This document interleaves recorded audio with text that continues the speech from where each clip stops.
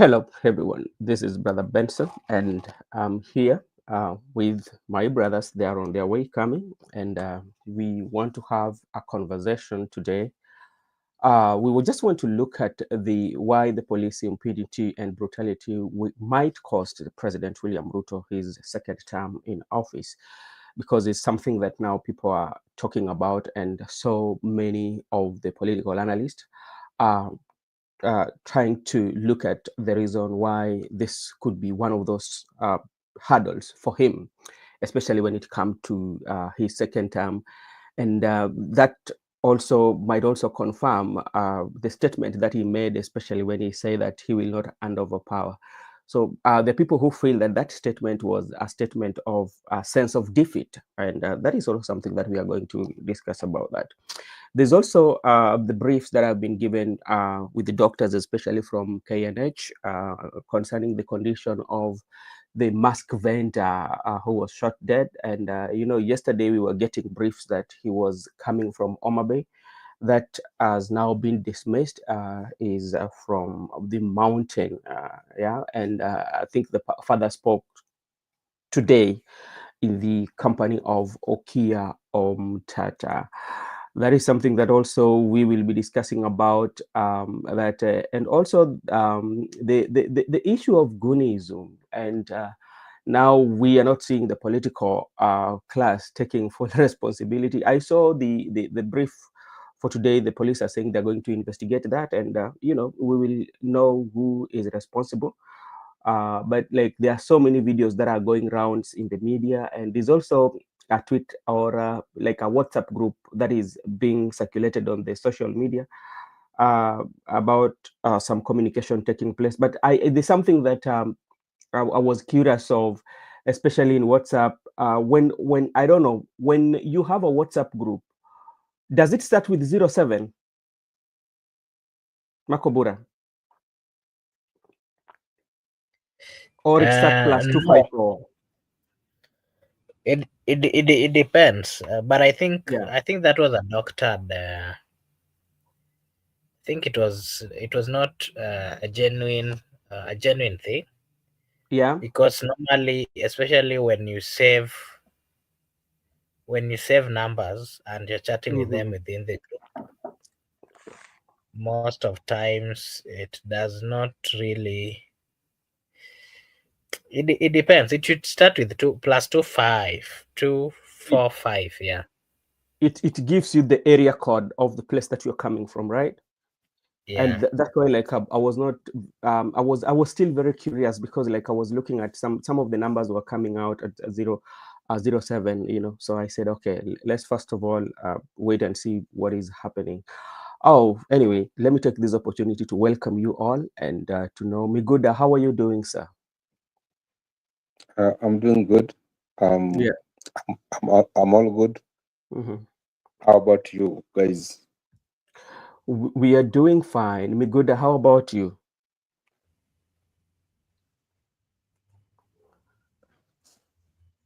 I'm good. Oh, I'm It's talking only to Makobura. Sorry, Makobura. Sorry. Oh, sorry. Okay, fine. I'm doing good. I thank Yeah. God. Hmm. Yeah, sioni kama kuna mabaya kwangu. Nashukuru Mola Hmm. kwa maana amenilinda, amekuwa na mimi. Hmm. Sioni mabaya ama kile ambacho naweza sema kiko sawa Oh, okay. kwangu. Okay, tutaenda kwa mazungumzo, lakini leo nilikuwa nazungumza, nilikuwa nasikiza tu wimbo fulani, na ni wimbo ikanikumbusha, ikasema kwamba hakuna kitu kibaya duniani kama shida. Haichagui wala we uko na pesa ama una tajiri ama maskini. Shida watu wanalia popote. Na kwa hiyo wimbo bado ikasema kwamba pesa ni sabuni ya roho. Kama bado tunaendelea mbali, wacha nikaribishe ndugu yangu akuje kusalimia wale ambao watakuwa wanasikiza. Joseph, habari gani? Hello, my brothers. How are you? We are I good. hope you are doing great. I saw you today. Nilikuona leo. You are there in Kenya, a Revolutionary. Yes, So he's there. So he's there. Nani alikuwa hapo? Ni wewe ama ni Mark? tulikuwa kwa Mzalendo, sikuingia lakini I did comment. Yeah, I saw your comment. I saw your comment, and I agree, and I said hi to you. Yeah, okay. I was there. So you know, Kenya Rebel is one of our good friends. We come all a long way, especially from Mutembei, all the way during those days of the Azimio and Kenya Kwanza, where we were battling out there. But soon we departed ways. Everybody decided, okay, let us now each and every person try to expand the conversation space. Actually, we were so many of us. I can think we had Njiru, we had Stone PK, we had Kenya Rebel, Mzalendo. Who else? From there, we came to Sound Candid, and we did not take long from Sound Candid. Then we started to expand. Njiru came I much was, I later. was, I was there also. I was in Mtembei. I don't think you can recall me. I Were was there. you all coming to the platform and among the guests? Yeah, I was there. If you go Ah, and check the Mutembei videos, you'll see me. I came there for some time. We were talking about 2022 elections. oh, I was there. It was very okay. fiery. Yeah, I was I, there. I I tell you, the likes of some of them, I don't know where they went to. The likes of I know somebody was called who Wekesa. I'm not seeing him muchly. There was this guy. There was also this guy called um, Themba. Yeah, yeah, There I was remember them. I remember yeah, them. there was also who Clinton Jacoderos, G Jacodero. You remember him? He used to host. Yeah, yeah. That time it was fiery, my brother. That time it was fiery. That time it was fiery. Always it was fiery. Yeah, I was always waiting for it every day. and you know you could when you click the link, you could wait even for almost like around 30 minutes for somebody to be dropped. It used to Yeah, be brother, we were waiting for people to be dropped so that we can go enter the we studio. can go in. Ilikuwa ni kung'ang'ana bwana. Na points. Lazima ungetoa points moto moto juu ukikosa kutoa points pale. It was Yeah, tough, it was tough. it was tough, and I can remember immediately President William Ruto took office. There was I don't know, it was a convention that was organized by the I don't know which digital platform, and actually Mtembei was there himself. I don't know whether you saw that. No, I got angry. After Ruto won the elections, I got angry. I switched off all the media. I got Yeah, angry, brad. I've never yeah. been won in an election. That one was the first one, Buana. I felt touched, Buana. That's why I feel angry that I can see Raila is supporting this guy, my friend, and how we took even nights not sleeping. Then, brother, that was a hurt. It was hurting for me. I have never had. I don't know how you deal with that. I was telling another guy. I don't know Mm. how people who support Raila they feel. Bwana. It was hurting for me. I felt it in my heart. No, you see one thing, if especially for some like me who has been on the media handling things to do with communication and media, yeah, it tells you how politics is. Sometimes if you are supporting a good idea, you know if you're not, the fanatical, that you support somebody whether they make wrong decision or they make right decision, you will still support them. But if you're supporting a cause that might change people's life, and you feel like, okay, this person has deviated or has decided to drop the cause that we are fighting for, so you say that is what united us. Like, we are looking at Kenya and we say that, what are some of the things that if you do for Kenya, that I feel Kenya will be at a better place? And you weighed out the option and the leaders who are there, then you feel like, out of this, I mean, like, I'm giving you 3 out of 10. This one I'm giving you 5 of 10. So I might go with out of 10, because I believe the 5 of 10 might do well than 3 out of 10. But if the 5 of the 10 decided to flip, it doesn't mean now I'm not flipping with you. Then I will have again to uh, look somewhere, and I, I, that. I felt bad, brother Benson. I felt bad. Why? Uh-huh. Because people went for the wrong people. You were being told, and they elected them. And these are the things we are seeing. Not only Ruto. We had some people like Sakaja. Mhm. We tried to campaign for this guy and tell the people that this guy is. I tried to come. Polycarp was a good choice, but Mm. people they don't like to listen. People don't Mm. like listening, and that's the issue. Because I also we tried to tell them about other governors who are good, but they said no. We are going to go this way. And you see, like Nakuru, we had one guy who was called Lee.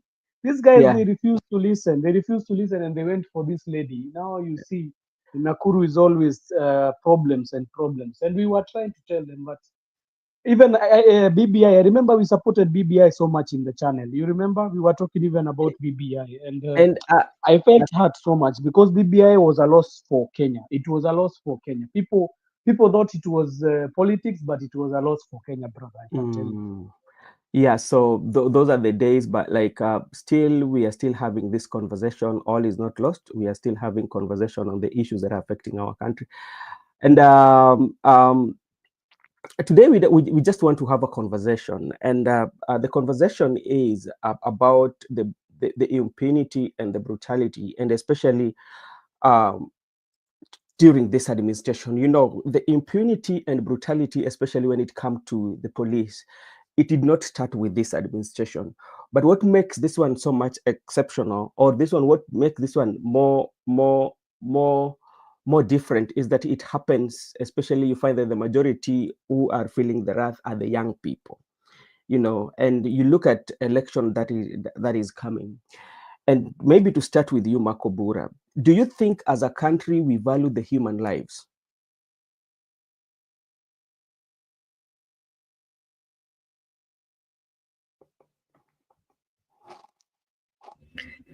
Yeah. Sorry, I was actually seeing some some news here, and I was just watching something here, just which really took my mind Mm-hmm. about. Allow me to deviate kidogo. Mm-hmm. First, there's a statement that is coming from the police spokesperson George Seda, saying Mm-hmm. that they're prepared for the planned June 25th demonstration. And Yeah. I was just watching it here. He's saying that they have what it takes to ensure that there's going to be peace. And Mm-hmm. according to his statement, he's saying that the police will be there to protect and to assist, in that procession. But he's also talking about, warning those people who might be having bad intentions of Yeah. coming for this demonstration, Mm-hmm. that they will not allow goons. And then I was just trying to ask myself whether what they're saying is true, they will do it or not. And then after that, I was also watching this young man called Philip Okech. Mm-hmm. Philip Okech is one of those people who are, shot yesterday. He is a student at KU, Mm-hmm. and I saw a group of KU students went to Kenyatta Hospital and actually took him out, and they were transferring him to KU referral hospital. And I did saw the gentleman is speaking and saying that the president should know that the constitution allows for demonstration and people going for this, participating. And so according to his statement, he's saying it is wrong that when they go to the street they are being wanapigwa risasi. And then I also watched a clip here. uh, the Citizen TV went to his rural home, and what I'm seeing in the rural home is, I think it's showing how Kenyans are really suffering from, the level of poverty is on another level. And I saw the mother was just interviewed, and she's been asked why they didn't go. The mother and the father, they're saying that they didn't even have any means of going or traveling to Nairobi when they heard that their son was hit by two bullets. And I think Which one? The this vendor is or the same. No, no, this is a gentleman, a KU student. He's a mm-hmm. comrade. He's called Philip Okech. Okay. So he was in Kenyatta Hospital, and then the students, comrades, went and took him from Kenyatta and took him to KU referral. And so the citizen team went to their rural home and found the mother and the dad.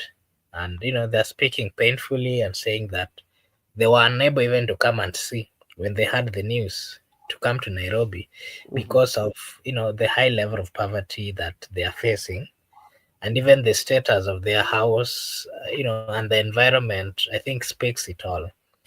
And that then reminded me that if this young gentleman went, he's a comrade, went to the street, and of course they are not well, they are not doing well in terms of finance or anything.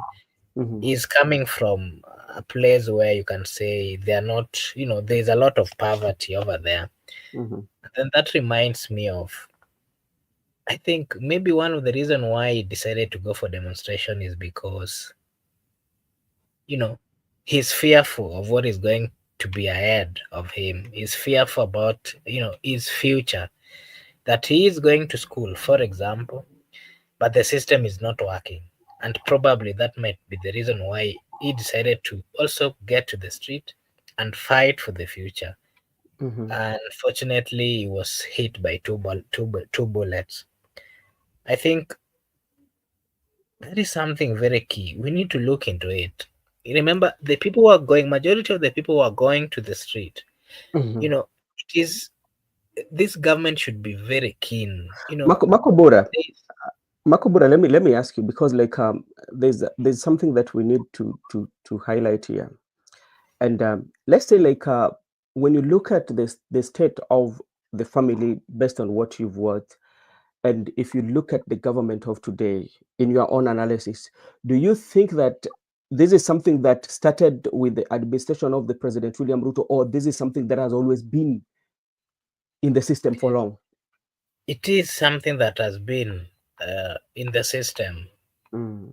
and I'm not squarely taking the whole thing to the doors of the president. Mhm. But of course, he is the president. We voted for him. He was a deputy president. If anything failed in the other government, we Mhm. have to, he has to be accountable because he was the number two most powerful person. Yeah. And what I wanted to say is that if you try to analyze this and you ask yourself, the truth of the matter is that majority of Kenyans, I can tell you here that 75% of Kenyans are living hand to mouth. And they're the ones who are fearful of what future holds. And Mm. that is why they are the majority of the people who are coming to the street. 75% of 50 million, 50 million people. I Yeah. think that tells you that it's almost 30, 35 million Kenyans. They are living hand to mouth. If these people gets out and then start telling, that they need changes, I think the government needs to do something. If they don't, it will get to a point where everybody will be on street and they will not be able to contain. So the best thing is they need to listen to the people, try to rectify all those things, part of the things that the people are coming or saying that they need to rectify, because if they don't, there is a very huge number of people who are going to come out, and if they do, it would not be easy for the government to contain them.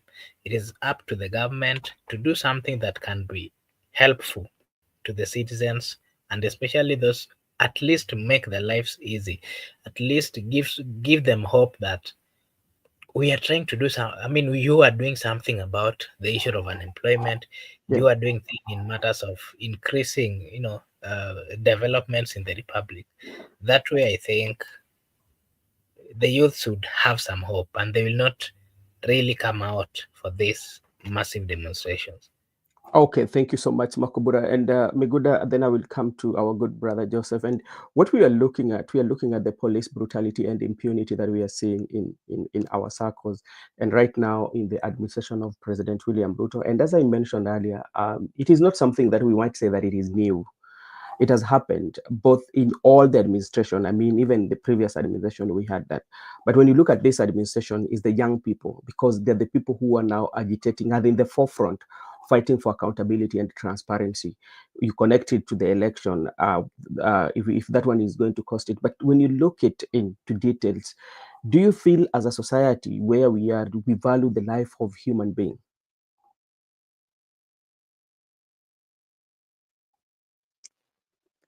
I got your question, and that's the question you asked Makobura. Yeah. But Makobura has tried to give us also some information. But Mhm. before I also respond to the question, let me also reiterate one thing. Makobura has talked about the issue of many people languishing in abject poverty. I can Mhm. confirm to you that majority of the people are actually languishing in abject poverty, and there are the many people compared to the people who are not poor. They're the majority. That is why, in case of anything that can restore their dignity, they can come out in large number and Mhm. protest. And they have nothing to lose, because if you look back at home, there's nothing. Your future has been stolen. So that's why you can find most of the poor people Mhm. actually protesting. And even if you can do your own mapping, Yeah. sampling, you find that most of them, the way Mark would have said, if you go back to their background, and actually, sometimes you should take time and go back to the village and try to Mhm. even do your own analysis. Just walk. You'll find that Around. most of the people are poor. That's a Mhm. fact. I support you. And because these people have been languishing from their childhood to, and now they are comrades. So they are like, it's either way, they can die, or they cannot die. But Makubra, I just want to also to put a light on what you have said about the comrade, the KU student. That comrade, we are still doing investigation, because to understand, we are also fighting with the state, and the intelligence we are receiving is working for the state. There are certain pictures we saw him with Charlene Ruto. When Ruto was going to Mabey, actually, he made a poster welcoming him to Mabey, and that guy is also contesting for Kanyaluo member of county assembly. That guy has been seen in State House. And also the question we actually are asking, which is critical one, is that if someone was shot twice on the neck, how is it possible he can be very active on the media and also was discharged the following day? Because we have seen people being shot on the neck, but for him it was very fast. So that one is still pending. Even the status of the and how was it that the the media, mainstream media, move swiftly to their home to investigate, to interview the parents? There's something they're trying to link to the themselves. So you must be very careful when you want to represent this administration. There is something we are still asking many questions. I think we'll get answers very soon. So that one is still pending. Brother Benson, you talked about the issue of, as a society, what I want to say is that the society is a good place. Like we are rating very well, Yeah. even where we are living.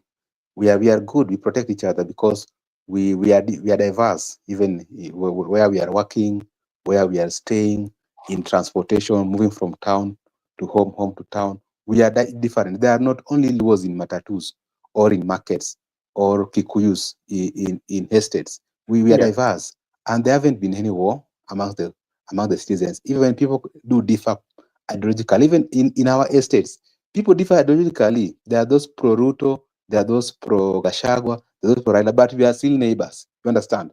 And no one has ever fight anybody because of those political differences. That must be understood. The problem has always been, there are some few elements who want to make it look like the society is unbearable for the people. Like what we have to call out the rogue police officers. We understand that even we have neighbors who are police officers, but there are amongst them those who are rogue, those people who just take unlawful orders.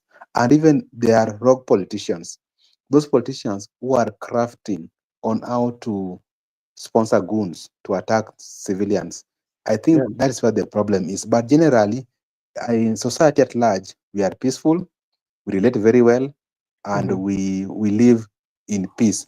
The difference has always come in when our leaders try to divide us for their own political gain. At the same time, officers are being used, and also some civilians are being used. That's how I can view it. Okay, thank you so much. I'll come back to you about the society where we live in, and karaoke maybe if also to engage you on the same, because the reason why I'm asking that question is based on what we've seen, especially has happened, that has come to limelight, and this is the death of Ojuang. Not even the death of Ojuang. We've seen even in the olden days the death of JM Karaoke. We've seen the death of Tomboya, and all those deaths that have happened in a manner that suggests that these people, they did not die a natural death, that their life was taken away by somebody somewhere who initiated that, you know. And you come to what happened to Juang, and you came again to what happened to our brother who is now fighting his life in ICU. And that is the question why. But do we take the life of the people seriously? Do we value those lives, especially those who have been given the mandate by the people? For to talk about the police, and even those who are doing investigation to find out what happened for justice to be done. Do you feel that we value that, Mr. Joseph? Thank you, brother. There's one thing I wanted to add about what brother Marco Bura said, but brother Miguda has brought another light about the guy. If he's a friend of Sharin Ruto, that one I'll not talk. I preserve my comment, the one I was to make, because it was to touch on this. But if he's a friend of Sharin Ruto, I'll keep my comment to myself. So about what you have asked me, brother, I think we did when we started as a republic, because we started as a republic in 1963, 1964. There's something we did that was not right, and that is what is continuing to eat us as a society. We have those people who fought for our independence, the Mau Mau, as you know it, or let's say Kenya as general. Those people, their blood is still crying for justice, because that is where injustice started. The injustice did not start now. It started from that time. And the injustice started from Dedan Kimathi, because that guy was not given justice. He's still locked up in the community prisons, as we are told. So if that guy has not been able to be opened his shackles, I hear he's still also his body was still shackled. So maybe now his bones are still under shackles. Exactly. I don't think that we have unshackled our country. That's why we have so many issues we have. And if you look at I don't know if I was talking here and trying to tell you that, do you know the person? I think I told you yesterday the person who killed this Dedan Kimathi, the person who shot him.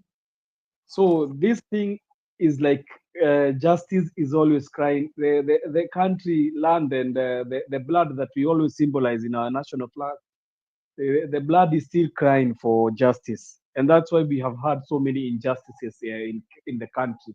You have talked about Pio Gamampinto. You have talked about Tom Boyer. You have talked about Ouko. We have talked about the Embu brothers. We have talked about so many people that have lost their lives. I think this is like that's why you find we have so many what do we call them? All the time you'll hear us we are having revolutions. Why do we say we are having revolutions? I think the injustice was done, and I think we need to pray for our country, and we need to know where Kimathi was buried, because we need to unshackle these chains. I think we are still in bondage of these shackles. That's why you see us, we as a society, we are still in anguish, pain, and the injustices that are still happening even with the police today. Also, to add on what you have said about the society, my brother, the first thing that we were supposed to do in when Kenyatta came, Kenyatta said that he's going to do three things. He said that he's going to deal with poverty, and he's going to deal with what they said, illiteracy, and the other one I don't remember how it was called. There were three things. So, brother, we are still talking about poverty in this 2020 what 2025. Is it the 21st century or the 21st century? We are still Mm. talking about poverty. Mhm. We are still talking about poverty. 62 years down the line, we are Yeah. still talking about an issue that, imagine the forefathers, because not only Kenyatta, even Jaramogi and the others and the rest, even Kina Pio Gamapinto and the rest, Yeah. what they were talking about, they were talking about revelation of our country, that we are going to remove our people from poverty and all these things. Imagine if they can wake up and find us in the route that we have gone. I think they will not even like to live in this country again. Or the Mm. people who fought for this country. Imagine if they can wake up one day and they find what they were fighting for and what we have now. That a brother of yours can take a gun, which is not even a gun to be used on people, because you heard about that shotgun. It's supposed to be used on animals. It's a Mm. hunting gun. You can imagine a person can take a hunting gun and shoot you on your neck. Imagine another brother can take you from Homa Bay. He takes you straight around 500 kilometers. I think 500 Yeah. to a place just to kill you. Imagine. That is what we have become as a nation. And those guys, they are the ones who are supposed to be the fabric of the nation to protect you, Mm. that they are the ones who are killing you. So I think we have sunk too much low.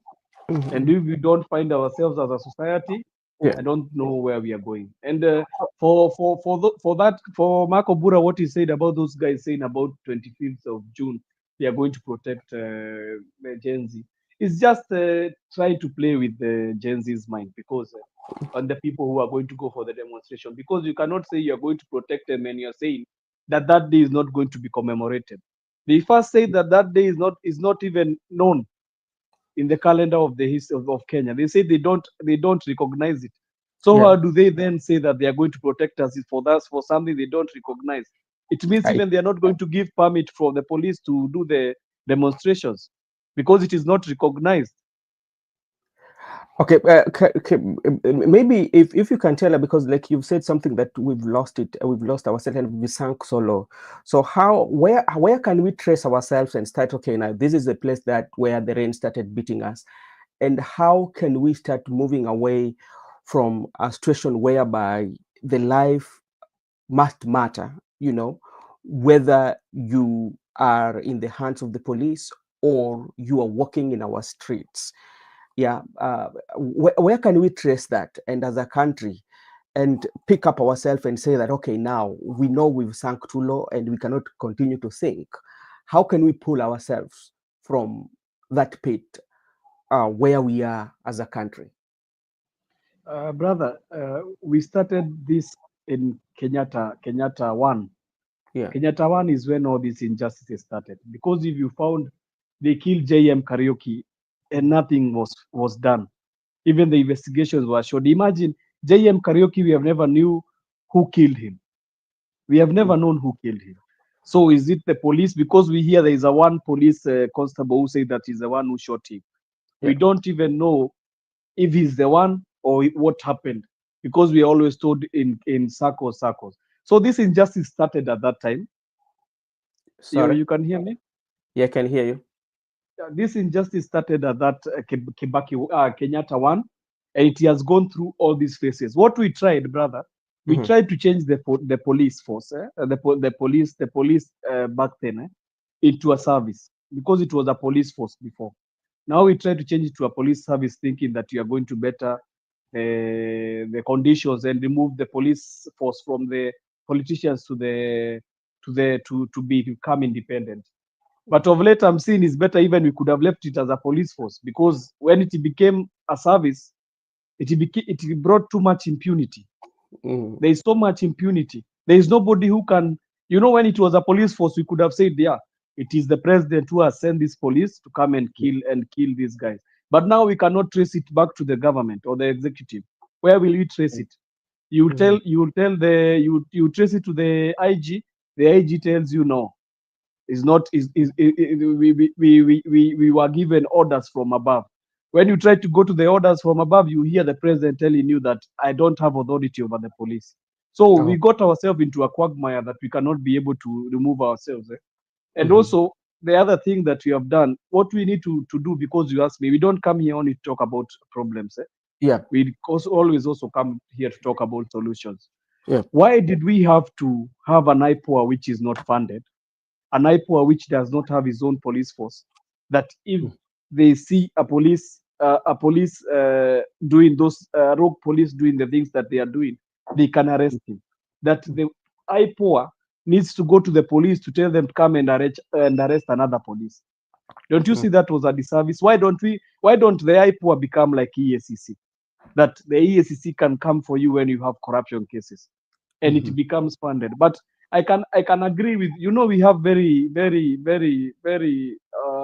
democratic members of parliament. Yes. When they go in the parliament, they don't think about issues that can help our country.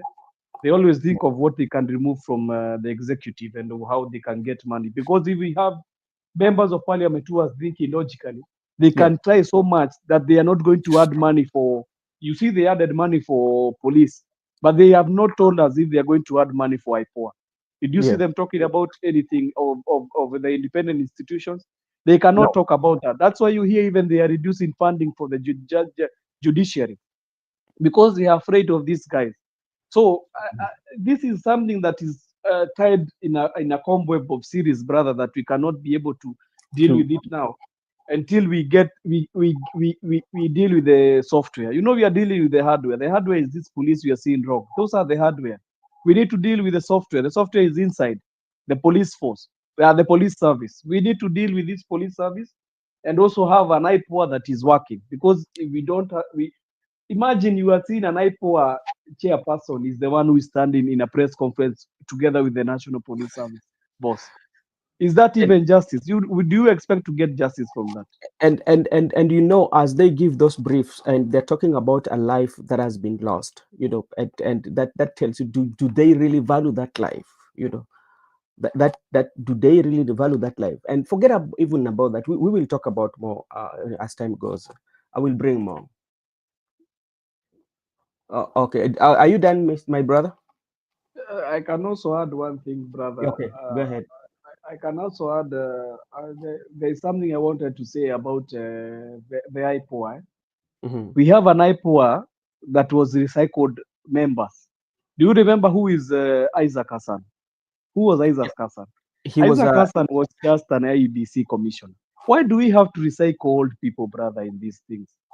Can we not get new blood? We have so many people. It's like in Kenya we have a spirit of recycling old people. Some even call themselves youth leaders, and they are above 70. What is this? I don't understand what is. It's like we have a spirit. Brother Marco Bura is a very good guy. We can put him there to become a youth leader. But we are having an old man who is 60 years saying, I'm a youth leader. Ati niko na nguvu. It's tricky. Okay, thank you so much. I'm seeing our good friend is saying something here that is quite important, that uh, uh, the republic needs more than prayers. Prayers alone won't touch the surface.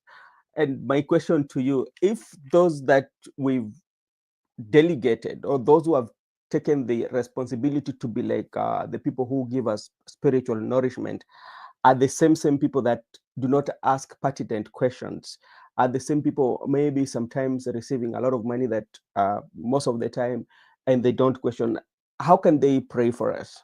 How can they connect us, yet we still question some of their conducts? That is another question over there.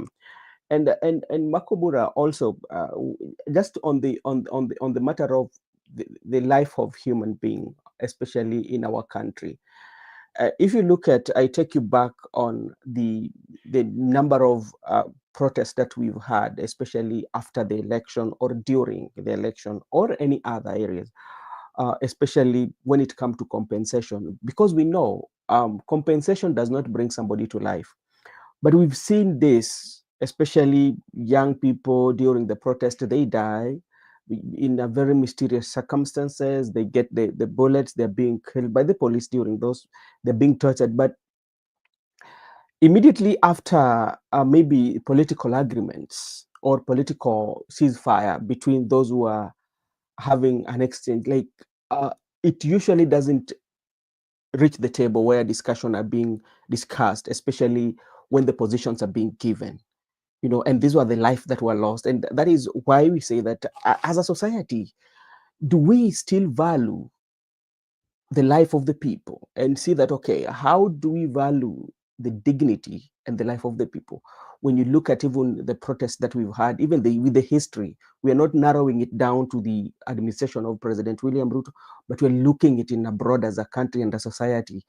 And those who have been given the mandate, especially leaders, be it in the political class, be it in the judiciary, be it in the police force, everywhere, do you see that society, we value that life? Okay, thank you for the opportunity. What I want to say is that we have one of the best constitution in the world, a constitution that respects life, a constitution that values life, a constitution that gives leeways and ways in which life can be respected and how it should be handled. Everything is there in the constitution.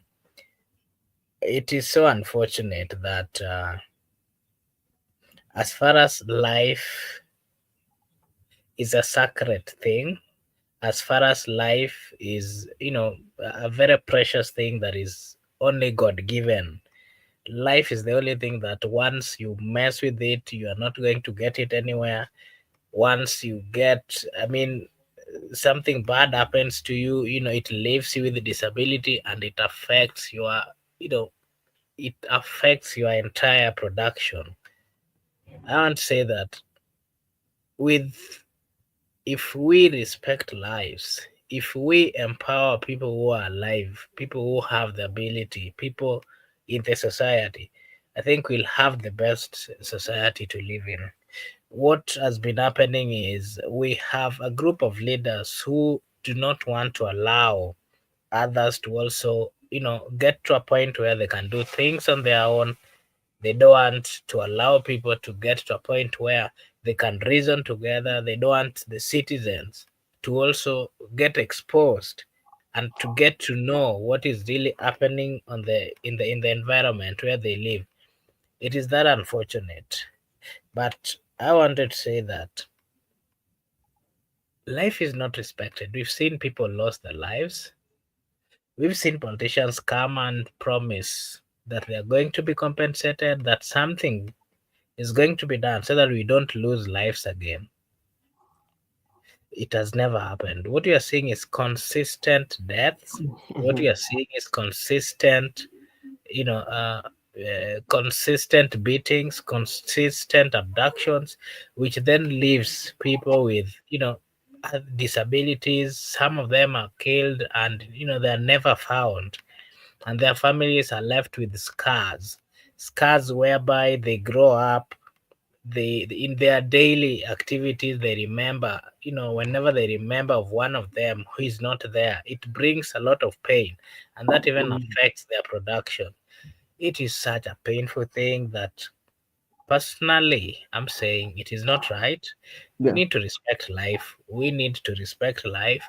When we see a government that is not protecting life, that is not a government, that is not someone that we can't tolerate. And that is why on my side I'm saying the government in in power today do not warrant being in power. And if you ask me, I'll give you very many, very many reasons. One, Mhm. the constitution is very clear about what life is and how sacred it is. And it gives that responsibility to the government in power. And it tells the government that the first thing you need to do is to protect this life. Mhm. Protecting the lives of your citizen is the number one thing that any leader, any government need to ensure that it is put in order. It was Yeah. so unfortunate when you saw a group of Kenyans crossing the country, a country where we are in, we are in quite a number of MOUs with them that we can just go to their countries, they can come to our country freely. It was so unfortunate that Kenyans went to Tanzania, and instead of them being given the space to do whatever they wanted to do, to enjoy the freedom that is there between the communities, what we saw is that, you know, inhuman activities were done to them. And instead of a government of Kenya led by the president, led by the necessary, the ambassadors coming out to criticize, we are seeing cabinet secretaries, the ones who are being paid by the taxes of the people of Kenya, coming out and they're saying that it is good that they were beaten. Mhm. Walipeleka sijui nini huko. Mhm. That tells you that the level of arrogance, the level of high attitude, and attitude that do not allow the leaders to recognize Mhm. the presence and also the role of citizens is no longer there. Okay. We do not respect life. That is what I can say. It is unfortunate, and that is why there is consistency in demonstration. People are demanding why you came to power, you promised us Mhm. that you're going to take care of us, but you're not doing that. That is the problem. Oh, okay. Thank you so much. And you spoke about Tanzania, and before I engage me, good, I was just having a conversation with one of is a very good friend of mine. Is a political is a politician, and he's in Chadema. And something that he said when we were having a conversation, and he says that there's something that, especially when you look at Tanzania, what people do not understand, like Tanzania is immediately after the death of Mwalimu Kambarage Nyerere, Julius Kambarage Nyerere, Tanzania went to what we call the conservative state, and when you compare it to Kenya, Kenya is pluralistic, but Tanzania is kind of like conservative state. There are some of the things that they believe kind of like in one party state, even with bringing about the democracy of parties like Chadema. They just brought it, or they opened that space, not because they like it, but they just wanted to show the world that we are opening that democracy. But in real sense, they are conservatives. And if you look at people who are very conservatives, there are things that they believe in that you cannot take away from them. Even for the younger generation that are growing up, you will see that they tend to embrace that. And look at even the majority of the larger percentage of young people from Tanzania, they adore the CCM. They cannot dare talk about the radio stations, talk about the people who are on the online media, blogging, to say they even shy of talking about the development of the political processes. They are so much engaged in the entertainment. Look at how they like, everybody is about entertainment. Most of their blogging entertainment, they talk about entertainment most of the time, and that is something that, and he told me like it will take them long to actualize the pluralistic state or pluralistic environment, and it will take them long. Even with the constitution that they are fighting for, they're not going to get it quite much easily, because if you try to talk about it, the next thing you know, uko jela. So ni kitu ambacho bado watapigania sana. Na Miguda, labda tu nikuulize swali kwa sababu kwa sababu leo ni ile tunazungumzia umuhimu wa maisha ya binadamu, sana sana katika tuseme katika sheria zetu, and hata katika tuseme kwamba mazingira ambayo sisi tunaishi ama mazingira ya siasa zetu. Where you find that, do you think, especially the situation that is being used by those who the leadership, especially to bring goons into the street to protect or to have a clash with the peaceful protesters? Because if you saw what the goons were doing, their main aim was to come and beat the life of the people who were peaceful protesters. And in the process, those people could die, those people had injury. It still brings you about that life. Yeah, if a leader does not look it in that when the goons come, because the main goon to come to the street is not to come and protect, they come to beat you up. And if they beat you up, they kill you. Yeah. And it tells you that one life And will this one solve the issues by bringing the goons into the street instead to bring the same violence? Can that one really solve the issue? Before I respond to your question, first let me also clarify something. You know me, Tanzania is my second home, and mimi nimesoma nao wa TZ, hata ni marafiki zangu, hata katika simu yangu napata kwamba wao ni mabeshte. Yeah. Sasa mi nawaelewa vizuri kwa sababu nimekaa nao miaka 4 na vile vile bado tumezidi kushirikiana hata kabla ya kumaliza masomo. Unapata hao wa Tanzania kwanza ni watu wastaarabu, watu hupenda raha, ni wale watu hawapendi kutia bidii maishani, hata kimasomo, hata kibiashara. Unapata hata wakati tulikuwa shuleni, wao walikuwa na watu wale wasee wanapenda tu mambo na muziki, tulikuwa tunaita bongo. Hawa wasee wa bongo wanapenda muziki, na vile vile hata haswa vijana wengi wao ni sharobaro. Na wakati wetu tulipata kwamba yule rais aliyeaga dunia, Magufuli, alikuwa rais. Hata wakati alikuwa anafanya kampeni zake, sisi tulikuwa miongoni ya wale watu tunaenda kushuhudia kampeni zake. Na pia hata ukiangalia katika mtandao utapata pale nilipiga picha nikiweka hapa kazi tu hiyo wakati. Sasa unapata hao watu wako na msemo ya ujamaa, ya kwamba wako na ile muungano. Sisi kama Watanzania, sisi ni ujamaa. Hata ukiwatembelea siku moja, nafikiria nitapeleka Makuburi na wewe huko, utaona wakati umefika, wako tu katika chini ya mti, wako tu staarabu. Hata wakati wa saa 5 mchana, saa 6 mchana, wao wanatulia tu, hawana haraka maishani. Na viongozi wao wamewaweka ya kwamba maisha inafaa kwa hivyo. Sasa wao wameishi wakijua, kwa vile umesema, hata wale kizazi kipya wanaishi na wameamini ya kwamba hivyo ndio maisha inafaa kuwa. Sasa wao wametulia. Sasa wao wacha watulie tu hapo, lakini ni vizuri wajua kwamba wanahitaji kufanya mapinduzi ya kifikra, na faa pia kufanya mapinduzi ya sheria yao, ili wakuwe pale watu katika karne ya 21. Coming to your question about the people who have been the goons who have been sponsored to ensure that they counter peaceful protesters. I just want to say that, and these people, these goons, people don't just want to react. If we say that tomorrow we want to demonstrate, even people have not come out. Some people are still in their houses, so like some of us. Me haven't been to the street. Makubura have been to the street. If you can decide that you want to go to that street, I don't think they can stop us. So they should relax. They should just allow police officers to do their work.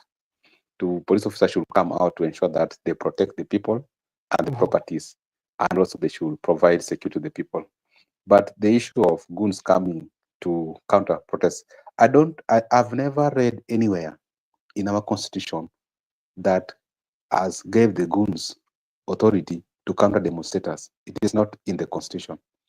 So those goons, they should just relax, because if one day we will wake up and want to come to that CBD, I don't think they can stop us. And even the police officers are aware that even if we say that we want to go to that CBD, what I can just say, let them just allow people to protest peacefully, because it is very clear that no one wants to go and take someone's property. No one wants to go and fight fellow youth. People say they're going to commemorate what happened last year peacefully at Uhuru Park. I think they have even issued the venue. So what is wrong by people assembling without people are unarmed? And even for you to realize that people are unarmed, we have been on streets and police officers have been shooting at the people. If people could be harmed, do you think people could have not reacted? Even civilians could have shot at the police officers, but no police officer has been reported that civilians have shot them. And civilians have licensed guns. They can decide to go with them in Mandamano, but they have decided to keep them back at home. So these people should relax and allow people to exercise their democratic right And also the what I want to talk about, because you have read the statement of the police officers. To my view, I believe they are trying to play to the gallery that we are not going to, because there's a report out that they were actually protecting the goons. The goons and the police officers were fighting peaceful protesters. Now they want to make it clear that they are not part and parcel of the goons. They are going to stop the goons to come to demonstration. Yeah. But the question is, who is this person, supposedly these goons, even if they are not police officers? In fact, the police officers should arrest all goons. Once they have arrived in the CBD, they should be the first people to be arrested and taken into the police station, because they are not part and parcel of the peaceful protesters. And you have also seen, when people are demonstrating, it's very clear to identify who is a goon, who is a peaceful protesters, who is a thief, who is a police officers. And the issue of police officers coming to assist goons to fight civilians. Yeah. That's why I'm saying, I think one day, if we can just wake up the way things do happen, I don't think even any goon or police officers or even the military can stop the people. But the good news is that the military will escort the people to remove the bad regime. But we don't want to go to that route, because we love our country, and we have said we want it to be done at ballot democratically. That's why we don't want those we don't want those pressure from the police, from the goons, and from the politicians. Let them allow us to transform the country democratically by ballot. Because if you want to be democratic, we don't Okay. want to be like those countries have gone through that route. Let them give us space, Mhm. and also we do it constitutionally, because I believe at polling station you cannot force someone to vote for Ruto. There's no one, even if you put a gun at someone, you point a gun at me, I am the person who has that power to vote for whoever I want. And Yeah. I believe that let us just do good politics. The politics of including criminal justice system to settle our political score should be buried. At the same time, the people who are using goons, but let me conclude by telling you that we saw Governor Sakaja threatening people with goons, because those were Sakaja's goons.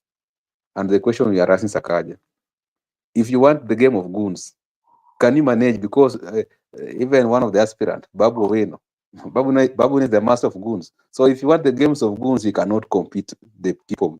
So let him just keep off. Whatever he's trying to do, he cannot manage. Because we can decide that even as we have our goons, so goons to counter the goons. You saw the number of goons they were having. Those goons are not even in large numbers. If we can release our goons, whom we know by the names, I don't think Sakaja can be in the city also. Let him just relax and allow people to exercise their democratic right, peaceful and armed. Then I think by around 4 or 5 or 6, people will be tired and we just walk home peacefully. So what is wrong by just assembling and maybe singing or running, taking selfies? What is wrong with that one?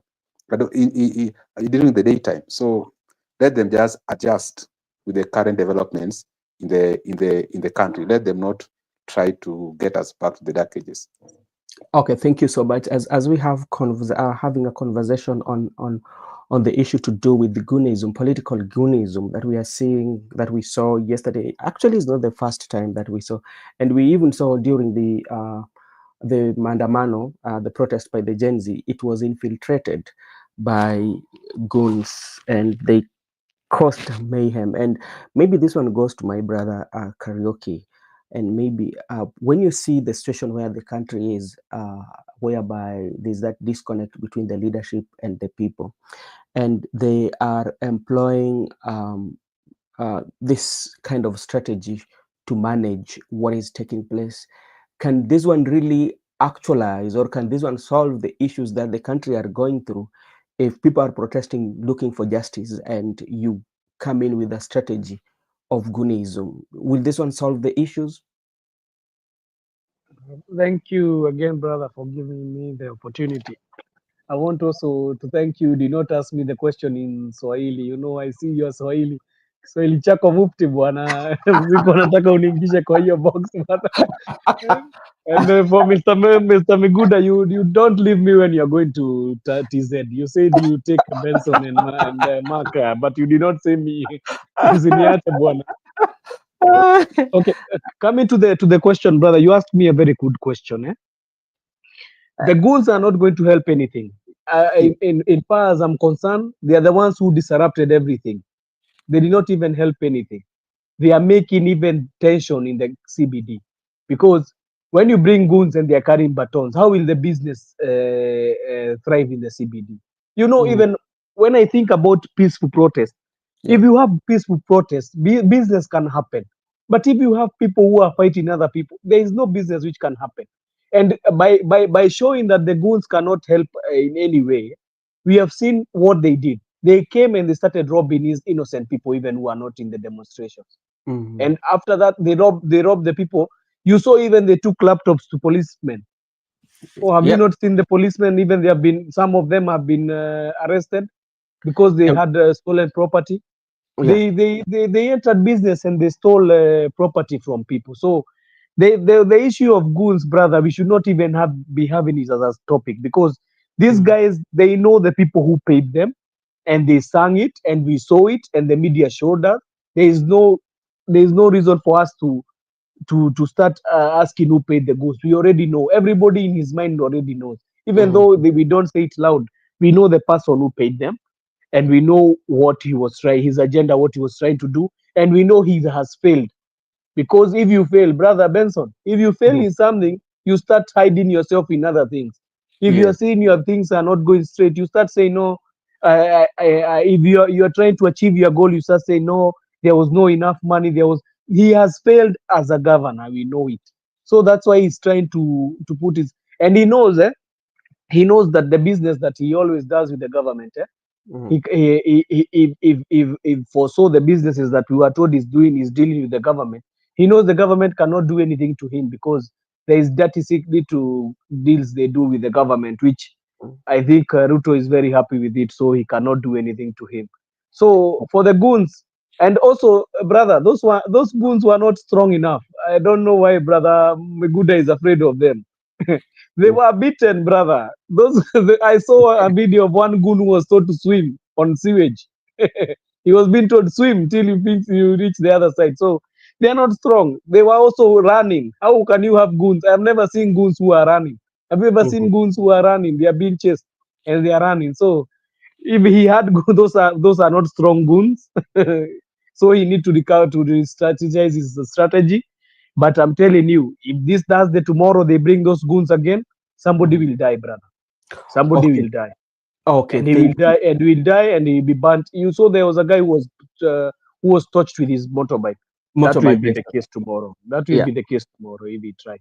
And we want also to jump to another discussion that is quite much something worth discussing. And this was something, a press release which was done by the former detainees, especially in the Moi era. And this one group including Oginga Kawino, include Wafula Buke, Kiongo Maina, Oduoro Gwe, Gatho Karaoke, and James Maina, and Gitobu Imanyara.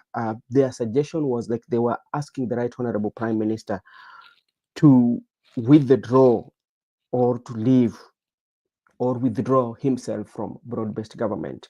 And you know, Gitobi Manyara is somebody who has a history with the names of those former detainees that I mentioned. Maybe Miguda, to start with you, what is your take on the call by the former detainees?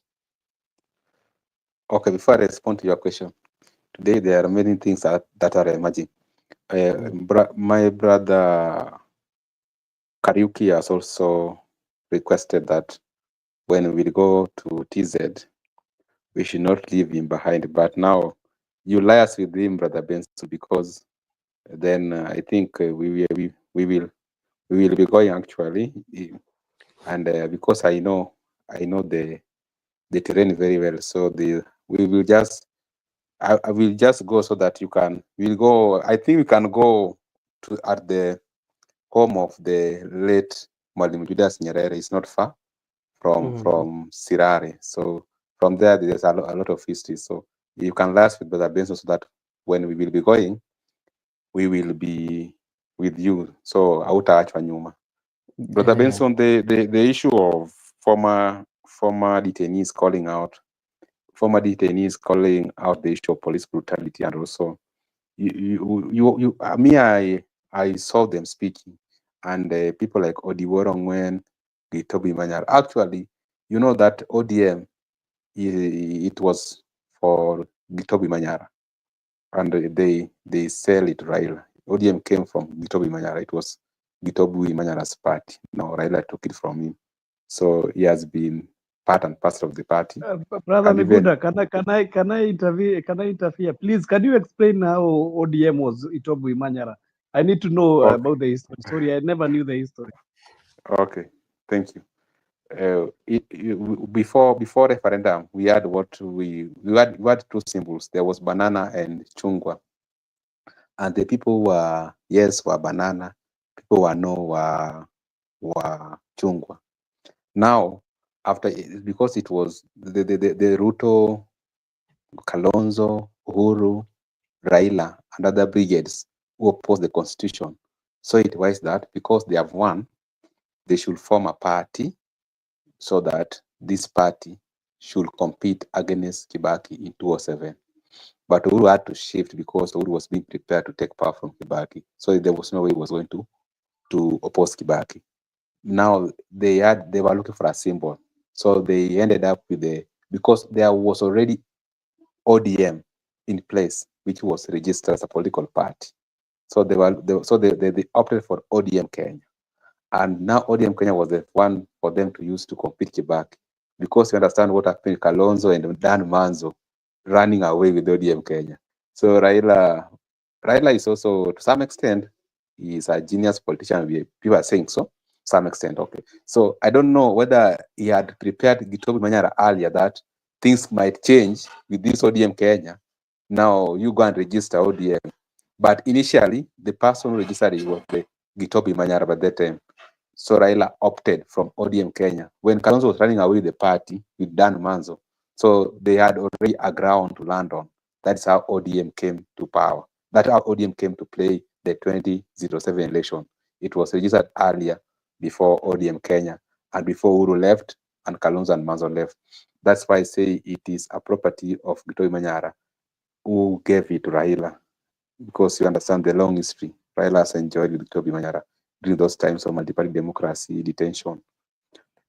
Coming to my point, Gitobi Manyara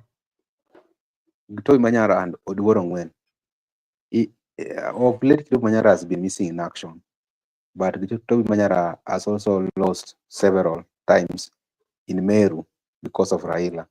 The support for him, for Raila, has cost him his parliamentary seat, because the way do change depending on where you're coming from. Because he has been a diehard of Raila, and there's no way he was going to betray the party which Raila bought from him or Raila took from him. So he has been a consistent foot soldier of Raila in the Meru region. That's why even sometimes he has not make it back to parliament because of the party. Now, when they were speaking as former detainees, or they were speaking like those people fought for multiple democracy, there is something I pick when they were speaking. One, they said that we are even urging our comrades who are in the executive to reconsider their position, because we cannot support government which is executing abduction, extrajudicial killings. Those are things which so they want to identify themselves with the values of the party. And those are the veterans. You saw those people. They might not be in leadership structure, but those are the founder member. And you understand the role of Odiworo Ngwen, the national executive director. Odiworo Ngwen is playing a significant role in that party. His role is even vital, to that of chair lady Gladys Wanga. And some of the key decisions are being made by that. In that structure of ODM, there are so many organs which you cannot understand which one makes sole decision or which one. But people like Odiworo Ngwen, you can see Odiworo Ngwen in the midst of the Denise. It means Raila was present there. I believe that for now I don't want to anticipate much or to speculate, but what I want to say is that from the current analysis, ODM is trying to play safe, whereby there are people who are opposed to the current regime, there are people who are supporting the current regime, and the people also want to align their thoughts with the protesters, also want to align their views with the popular view of the day. Because right now, things like Elio Lagash will resign, 25th June protest, those things are popular. They attract people. Now they don't want to leave that gap to other political party to capitalize on. So look at how they have tried to make it look like a three different points, whereby there are those people who are pro Ruto, people like Wang. They can even kill you if you don't support Ruto into their county. Luckily, I'm not coming from our county, so I don't care whatever is going to do for those people. People like Oburu Odinga, they wanted to support that broad-based government by force, by fire. You know, they compel Orengo to go to State House. You went there by force because they don't want anybody divergent opinion, including Senior Councilor James Orengo. And there's also those people like Sifuna, who are trying to hold the people into opposition. They don't want somebody to emerge from opposition. And now this merging group, the detainees, they are now coming that they also, so they want to be everywhere. But we are telling, like, as we have been consistent and we have been promising people that we know very well that there is an MOU between ODM and UDA. That's what we are working with. There's a structured memorandum of understanding that these two parties are working together and forward. So you cannot confuse citizens. We know very well that you are not in opposition. We know very well that you are not on street, and that's why even those goons, some of them were ODM members. You saw people like Swale Sonko, Commander, those people from Kayole, Korogocho. So they were actually they are ODM people, and what Abisalom said that we are going to release our dogs. That's why I'm telling you that if it comes to competing for goons, they cannot match us because their goons are already known. They are countable, but the people's goons are also somewhere. So I just want to respond to your question by telling you that these detainees, they want relevancy, and they want to make ODM relevance in this quest to transform this country. But we understand that currently there's a new emerging wave from the people. So they don't want to miss in action as a party because they have that history of struggling to transform the country. Now they want to, they want that if in case it materializes, they will be part and parcel of transformation. They don't want to be part and parcel of the oppressor. That's why they're trying to weigh. But the good news is, if we manage to transform this country, we will take it that it was not ODM, it was not UDA, it was the people who came out to protest against this current regime. I think they don't want to miss when the history of this country will be that the Kenyans came out in large number to transform the country, to ensure that they have dealt with the bad governance after a long term of independence. Because right now we want to deal with the Muzungu Mweusi. We want to ensure that we get overhaul of the whole system. Now, they are trying to place it that when we will write our history afresh, they want to be part and parcel of that history. But already they are inside what we are trying to fight. If they are inside of what we are trying to fight, we are sorry. They are not going to be part and parcel of the history which we are going to write gladly as the Kenya, as we are going to have a new Kenya. And there are threats. People are just telling that, no, you cannot remove William Ruto. Who has gone faster. My friend, politics is a game of possibility. It can happen. And if someone has now grown cold feet and have told us that is a man on a mission. Anyway, back to you, Brother Benson.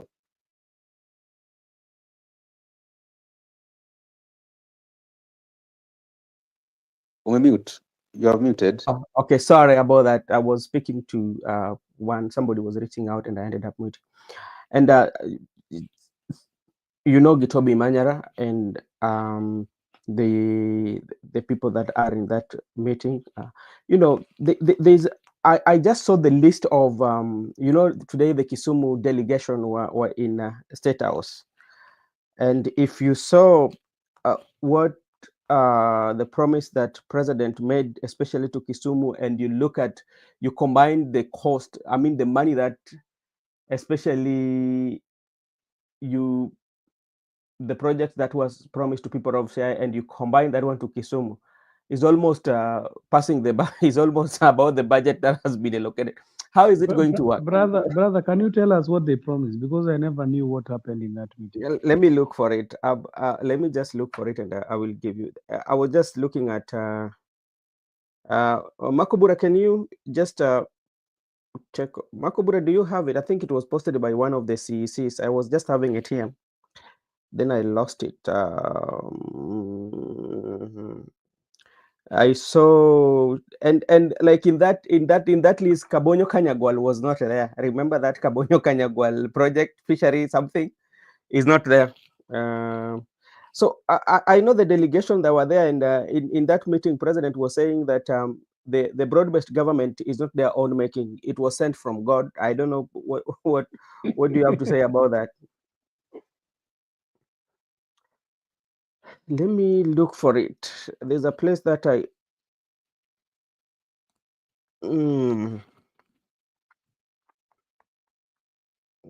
somebody just posted. I'm looking for it. Makbura, do you have them? I just lost it here.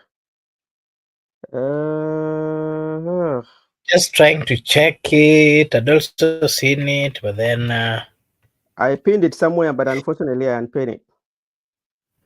yeah, maybe allow me to read this. Yeah.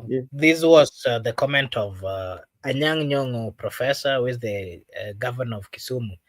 He said that today marks a momentous day for Kisumu County.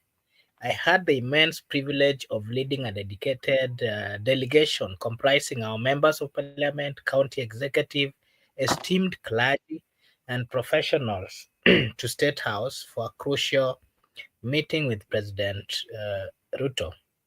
Our discussion centered entirely on accelerating the development agenda for Kisumu, and I am thrilled to share the incredible outcomes.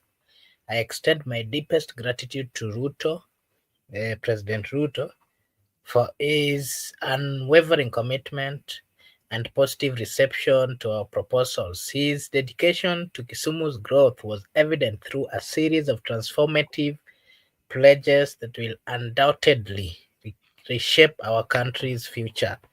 We are particularly grateful for President's commitment to one, gazetting Jaramogi Oginga Odinga Teaching and Referral Hospital as Level 6 hospital, Yep. a move that will significantly enhance healthcare services for our people.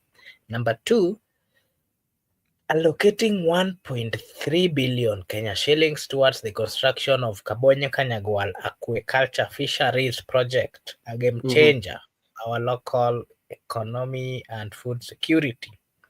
Number three, fast-tracking the completion of critical infrastructure projects, including the Mamboleo Miwani Road, Awasi Katito Road, and Ololela Road, which will improve connectivity and trade. Number four, setting aside 700 million Kenya shillings to boost rice farming in Nyando sub-county, empowering our farmers and strengthening our agricultural backbone. Number five,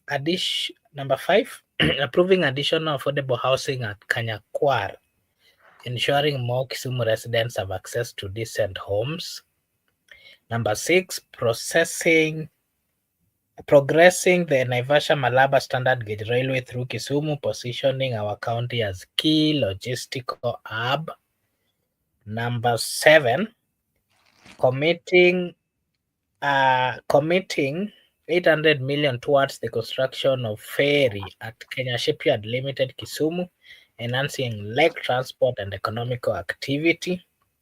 Number 8, supporting the construction of Robert Ouko Kenya School of Government in Nyahera, a vital institution for capacity building. Number 9, allocating funds for the equipping of the modern Kisumu County Assembly, bolstering our legislative capacity. Number 10, providing 900 million for last mile connectivity, bringing electricity to more households across the county. Number 11, setting aside 1.5 billion for miscellaneous spur roads, improving access within our communities. Number 12, supporting the elevation of Ramogi Institute of Advanced Technology, RIAT, into a university, expanding access to higher education. Number 13, committing 800 million towards the construction of Moi Stadium, a significant boost for sport and talent development. Number 14, 5 modern markets across the county, each valued to a tune of 250 million. 250 million to 350 million. Number 15, completion of Kisumu Hair Control Tower. Number 16, 500 million for Kisumu Special Economic Zone. Number 17, construction of data surveillance sector of the lake. These commitments represent a massive step forward for Kisumu County. They underscore collaborative spirit with national and whatever. More of what I'm saying here is commitment. Yeah, So that is it. thank you for doing that. If you look at that and compare it with the CI, what CI was given, and we are in the financial year. When you look at Kabonyo Kanyagwal, this is, I don't know, the third time that money is being allocated in this project. Remember, the first time it came into limelight was when there was no handshake, and even I can remember when Ruto was president was going at Kabonyo Kanyagwal, the majority of leaders did not accompany him when he was launching this project, But now, the other time he came, it was said again today when they went to the State House again, it was so. When you look at this budget, see what the promises he made to people of Siaya. Those are quite a number of billions and billions, and I don't know whether they are catered for in the budget that we have. So, and we have 2 years, a period of 2 years, less than 2 years to the election. Will this one be actualized, or is just a campaign tactics, or they're just a PR? That is the question. Brother, I Yes. want to I want to thank you. So, oh, it's Makobura. Oh, sorry, I thought it's my turn. Oh, sorry. But I like the name Kabonyo. Kanyagwal. Yeah, that's it. You'll give me that. I like that name. Okay, maybe allow me to just say something fast on that. I'm dropping, then I'm coming back. Yeah, what I'm seeing, the commitments which I've seen the president did give, these are things which these are things that they've always talked about. The Kabonyo Kanyagwal is something that I started hearing about in 2017, and it's the same the president, while he was serving as the deputy, he used to really sing Kabonyo Kanyagwal, and that is how that name became too famous.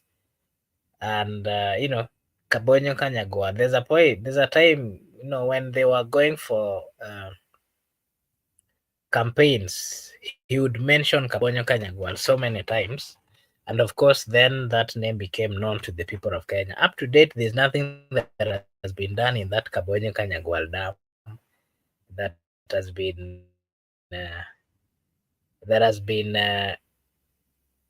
mentioned by the president. Yes, that is the right spelling, Kabonyo Kanyagwal. And in Luo, Ogwal means frog, and that is why this of vehicle and Duke. So many people coming from the lake region call it Ogwal because it resembles a frog. Huh? Yeah, so Makobura. these are Mr. Mark. just yes, What did you say it resembles? I yes, want to know the yes. meaning.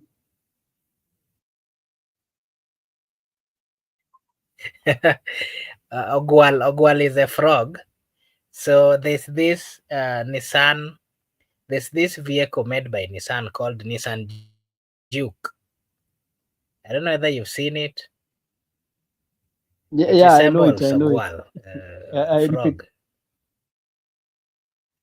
Yeah, so most people from that area call that make of Nissan Duke Ogwal because it resembles a frog. Yeah, so I wanted to say that this is not the first time we are hearing of the promises to Kisumu. Kabonyo Kanyagwali is something that they've talked about. It's just a way of stage managing all these things. But Mara, in terms of going to deliver before 2020, before the next election, we are here. We will wait and see. Unless, because more of what I've read here is committing. Committing and, kutenga na kusema utafanya. Those are two different things. Tutafanya, tutatenga. I think the conversation is still continuing ya kutenga na kufanya, but we are not really seeing on the ground. It's a smart way of trying to ensure that the people from Luo region or the Nyanza region, they're trying to convince them that we are doing something great in that region. But when it comes to what is really happening in the ground, you find very minimal. One thing that I went in my area and I saw is one thing that I can confirm I saw positive about this government. I mean, not this government, the previous government. I can tell you that in the previous government of Uhuru Muigai Kenyatta, we received a very good road that was upgraded. Actually, it was not in good state. We used to see consistent accidents. This road coming from Ahero, going all the way to Kisii, passing through uh, Oyugis to Kisii. That road was upgraded and now it is in good state. That, of course, was done by the government of Uhuru Muigai Kenyatta. And then there's also a road heading to, when you're at a point called Sondu, going upward. I think it was ilikuwa ya nyongeza ya hiyo barabara ilikuwa inatengeneza. And then something else, the building of trauma center in that area called Nyabondo, because we really used to see quite a number of accidents in that area. Since this government came in, I've been going there. There's nothing that I've ever heard the government did. As much as I'm coming from that Kisumu County that they keep singing to us, we only have Kabonyo Kanyagwal, Kabonyo. Maybe I'll give you Joseph to say something, and then we'll also invite Miguda. Is also possible. He knows that area very well, or that county very well, so that he can give us his view as well. Thank you, my brother Marco Buda. Bura. I hear you have very good names. I like the names from that side of yours. I like them. I want to thank you guys and appreciate that you have been given some projects, brother. It's something to be happy about because if he's saying he's going to bring projects to your region, he's not even supposed to be coming here and telling us that it's like he's doing something great. He's like our taxes are supposed to be doing that. So our taxes already we are paying taxes. Your region is paying taxes. So I don't know even what's the need of going to state house to so that you can ask for this project. But if he's going to deliver the projects, well and good. It's okay because also us in our region, brother, he told us so many things. He told us he's going to do. Brother, he told us so many things that he's going to do. So we are used to him. I think you heard Gashagwa talking and saying this guy is very dangerous. You give him the chance and the time to to tell you the things he's going to do. This guy knows how to jump somebody. The way wanasema kuruka, he knows how to kuruka somebody. But if he has given you some projects, well and good. That is something that he's supposed to do. Every region should be equally given developments. So if he said he's going to do those developments for you, well, we'll wait and see, because we'll just be here in 2027, God willing. We'll not be very far, so we'll be here. But one thing I want to ask you, brother Mark, because I saw, why did Gladys Wagner write a statement, then he deleted it? Because I saw he wrote a statement, then his husband was sacked. So I don't know what happened. That one I did not My, understand. what I can say, this is just my comment, is of late I don't associate myself with the politics of the governor of Homa Bay. Sometimes back, I used to like how she played her politics, and I really used to admire some of the, how she played her politics. But since broad-based, I'm no longer, I mean, an admirer of her politics, because, I've never understood why politicians, when they are on the right side, I mean, on the wrong side, let me say so, when they are fighting, truly, genuinely fighting for the people, you see them coming out, explaining to you. But the moment they're invited to the government side, they simply forget and they simply change. Their thinking changes, their reasoning changes.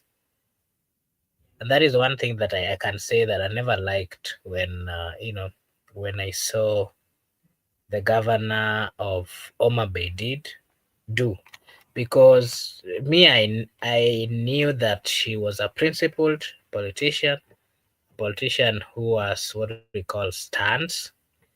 I knew that she would stand with the youths. I knew that she would stand with the people of Kenyans while they were demonstrating. Most of the time, we would see her, and we knew that she would start. She would stand until the last day. But what I saw when they got to government, she started speaking differently. I asked myself, is this the person that I used to see? Is this the person I used to admire, her politics? Then I told myself that politicians are not truthful people. I didn't like that lack of genuinity in her. And that is why I can say that she has a right. She's a Kenyan, she's a leader, she's more experienced in politics, she knows how to do it. But to me, I have also my principles on how, and also how I view politics. So I can say that it's not easy to trust the political class. We've seen them. Somebody who also surprised me is Loma, the member of parliament of Homa Bay town. What I, what I, what I, happened? What happened to that guy, brother? I thought that guy I've was never very learned, understood. brother. I'm so ashamed about that guy, brother. He's really learned. He's truly learned, and I used to follow most of times when you would go to, for example, Citizen in the morning, and I remember him clashing with, was it Kagoshe or Kagombe or somebody, Yeah, he and was even clashing with Taguchi. I watched all his interviews in Citizen. I liked that guy yeah, composure. yeah, I also Truly liked politics how he can. reasoned until they got to government, and then I don't know, they left their humanity and then crossed over, and then things started. It's so unfortunate. Maybe you can just, I don't know what I can say about their characters and their change of tune. But brother Mark, we have been told that when they are eating, they don't talk. When you are eating, you should need to have table manners.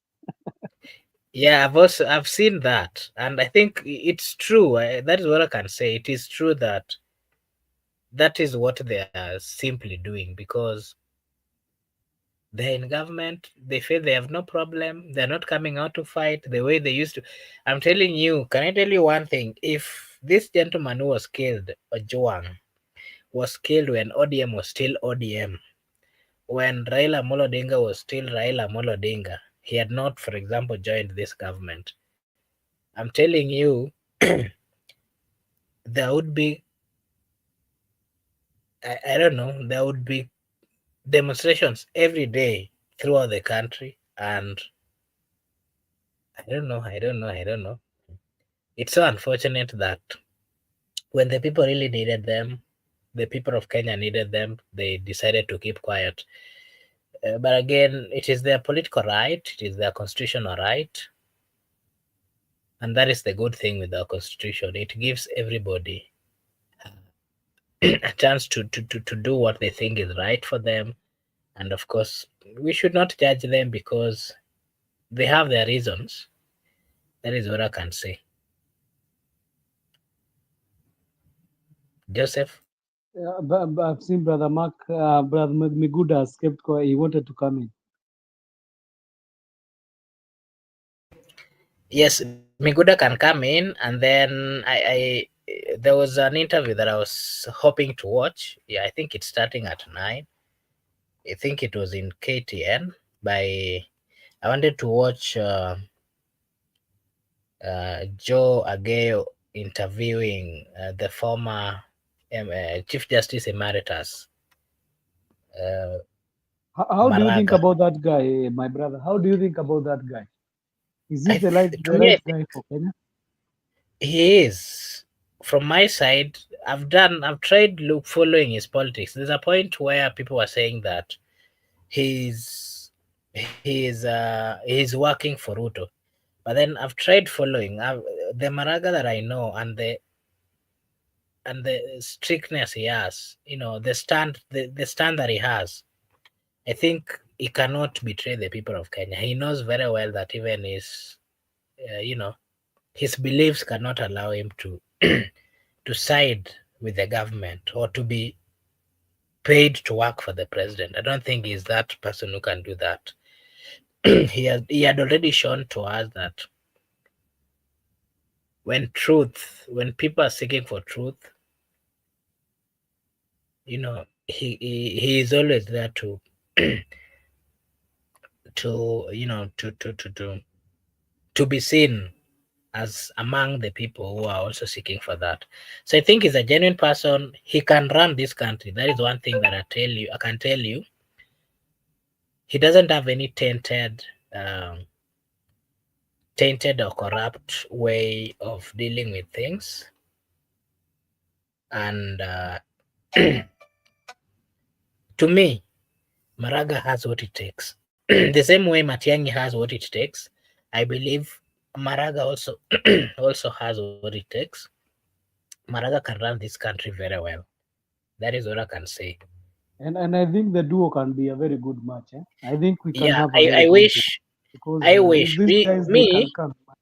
yeah, me what I can say is that me, I'm not tribal. Even if it is, we are at a point where we are not even looking for tribe or anything. If there was even a possibility of one of them becoming the president and one of them becoming the deputy, personally I would support because I feel they I'm are the telling right you, people. from my region also, from my region, I know if we have a combination of that team, I'm telling you, it will be very okay. It will be a very good match. And I think also the youth will support them because, they are people who have been tested and tried and we have seen them.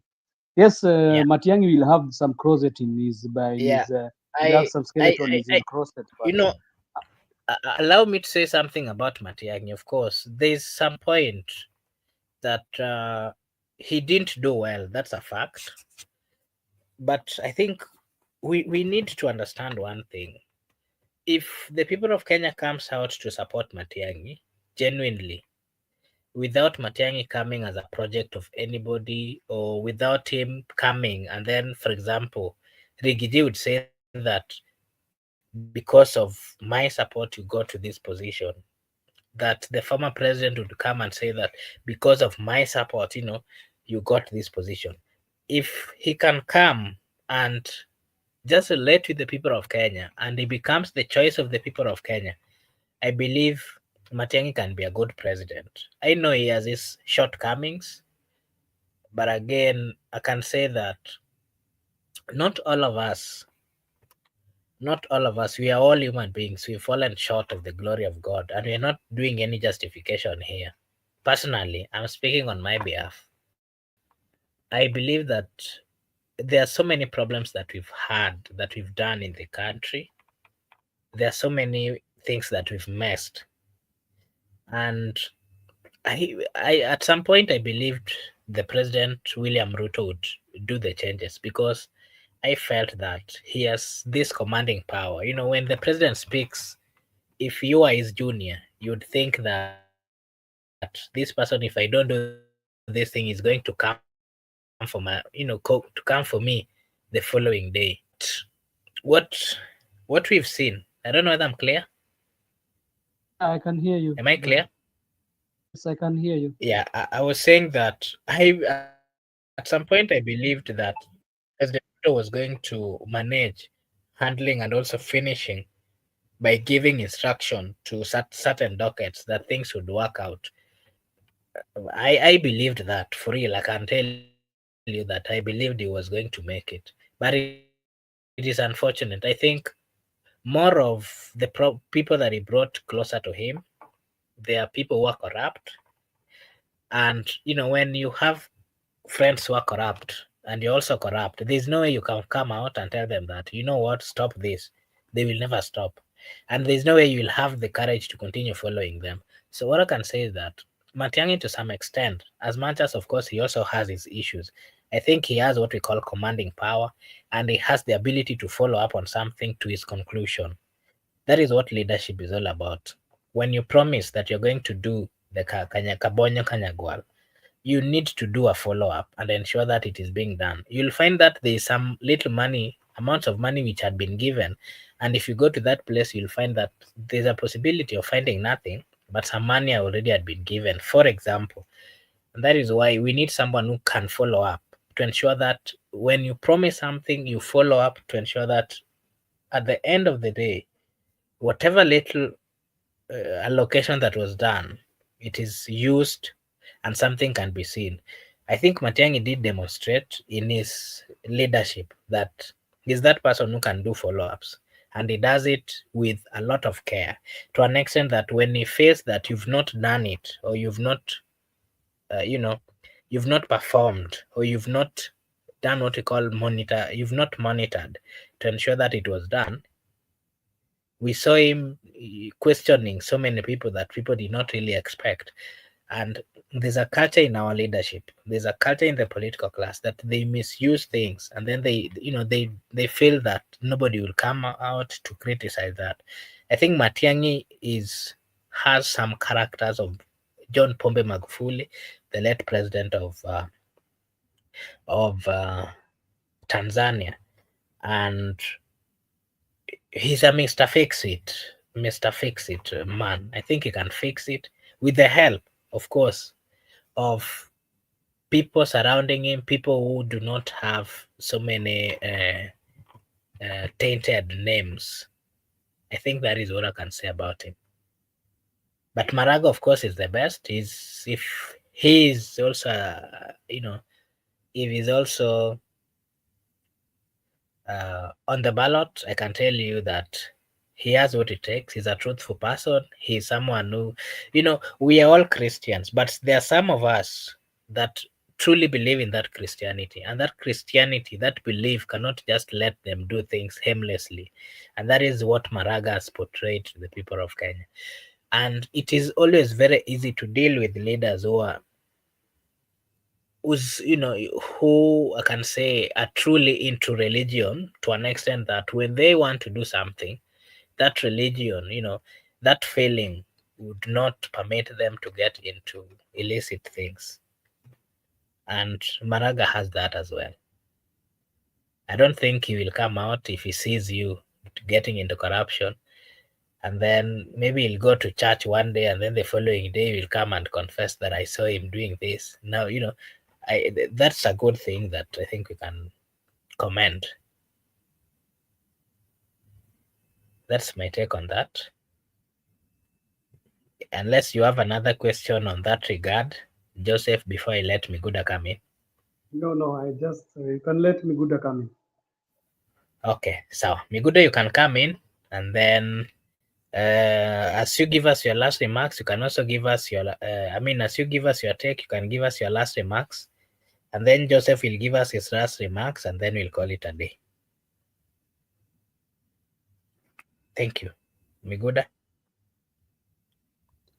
I just want to respond on the issue of Kabonyo Kanyagwal. That issue of Matiang'i, I will not respond to it because we still have time. We'll talk about it many times. But me, preferably, I could suggest David Maraga. What I want to say about Kabonyo Kanyagwal, actually, that time when the president was going to Kabonyo Kanyagwal, I was there. I was not that I was in the crowd, but I was in that locality at a place called Nyangande.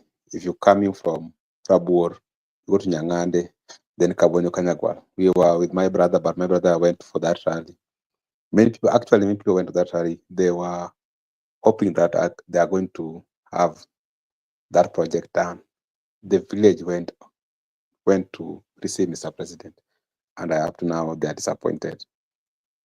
We talked about infrastructure, and I can tell you that the only reason why I liked former President Uhuru Kenyatta, when I was from Sirare going to Kisumu, I used to take 4 hours.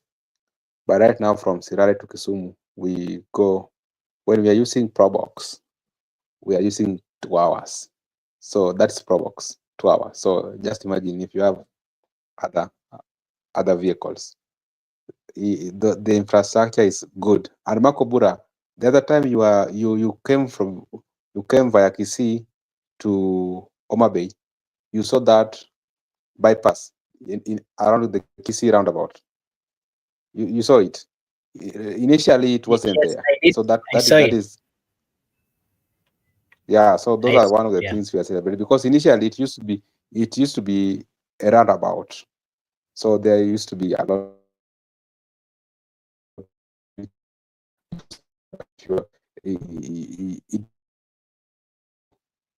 traffic. So not only in Kisumu, but I think it is from Sirare, Kisii, and even initially there was no road from Rodi to Oyugis. The Rangwe had got no road, but now it is passable. And also from Sondu to the village, there's another road there, Bishop Trauma Center.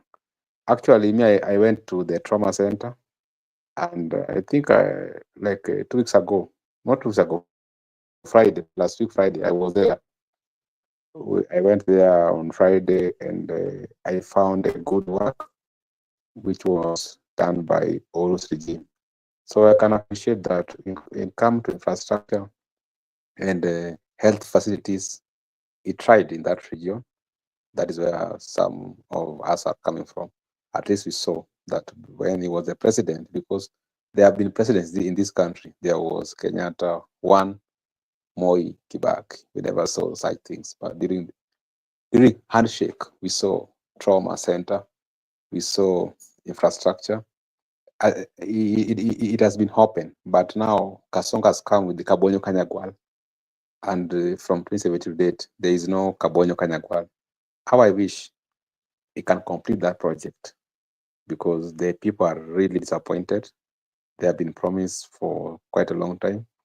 And the Kabonyo Kanyagwal is in plain, in the so-called Kano Plains.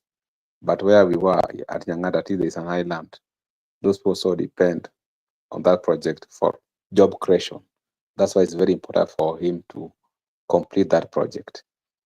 Uhuru tried, I can say, but the second term, not first term, second time he tried in Nyanza province, and even the Oyugis dual carriage, that is as a result of the handshake.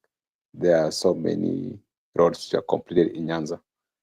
We are urging Mr. President, those recommendations, let him actually complete them. But the one which will be a marking scheme for him is the Kabonyo Kanyagwa, because it's famous in the region. Many people are talking about it. Marco Bura, to my conclusion, I'd just like to say I appreciate our viewers for coming to the show. And also, I saw someone like Erika Yaga. Erika Yaga, thank you for tuning in. And also, next time you find time, you join us. You, Brother Benson, James, Kariuki, appreciate all of you. And for the people watching for the first time, kindly do subscribe. You can as well share like the video. That's how you can support this our channel. And Makobura, like I promise you people, when we conclude, I think when we conclude our project, we can head to Tanzania because it's not far. And at Tanzania, we can go to Butiama Museum, the home place of the first president of the Tanzania, that is Mwalimu Julius Nyerere. And we can have a view of the people of Tanzania, how they are relating with their legal system, how they are relating with their cultural practices. And now you can confirm to me that whatever we have been saying are factual. And because we love a show, we can even have a show at the museum. We can go live to the viewers so that they understand. Makubura, so I talked about you and the database about you know how you can liaise with James, so we can go together, 4 of us, and anybody who's interested in the comment section can as well join us. See you next time. Bye bye, everybody. Thank you, Migoda. Joseph, you can also give us your last remarks. Brothers, I always get relief when I come to talk to you every evening. I feel my heart at ease knowing that we have people out there who are using their wisdom and their knowledge, and they are seeing through, and they are saying no to power and all these wrong things that we have been seeing. So I also want to thank the viewers who have been coming here, Akina Gypsum Corner and Akina Eric. I want to thank them also for coming, and Akina Judith for coming and listening to us, and all the viewers who always listen to us. Please remember to like, share, and subscribe if you have not subscribed. And I just want to finish on hopeful finishing that we are hoping that we are going to have have a change if the systems don't change for us till 2027. I'm hoping that we are going to have a change of good leaders so that they can take us to where we want. Because as far as we are still stagnating. We are not moving. Either we are not going ahead, we are not going back. We have been in a stagnant mode for the past 3 years. So it's for everybody's hope, because everybody is suffering out there. The way you are saying that you saw the parents of the university kid, and also the other parents, the father of Albert and the other ones. That's why you see they are taking advantage of saying that you can bring the money, because it's not that it's not that they want it, but it's because of the situations they are living in. So we are going to be hopeful. It's a must. We have hope. If we die hope, it means Kenya is dead. Also, we need to be hopeful for better days to come. And I want to thank you for also educating me in Kabonyo Kanyagwa. It's I'll make sure I visit that place one day. I'll make sure. I have come to Kisumu one time, so when I get You should some time. maybe towards October, early October, we can go. We are Yeah, planning to go we'll to we'll have see a we'll tour of see that we'll, area. we'll see what we can do, so that because I like the names and becoming with the names more and more, brother. I like that. Very well. Thank you so much, brother Mark, and brother Miguda. Also for brother Benson, I want to thank him, even if he's not here with us. I thank him for the platform. We thank you also for the platform. It's not easy to Oh, get a platform like this one to air your views. So I want to thank you, and I want to wish all the people have a good night. Let's meet tomorrow by God's grace, and let's keep on praying for our country, for healing, for restoration, for unity, for everything. Thank you.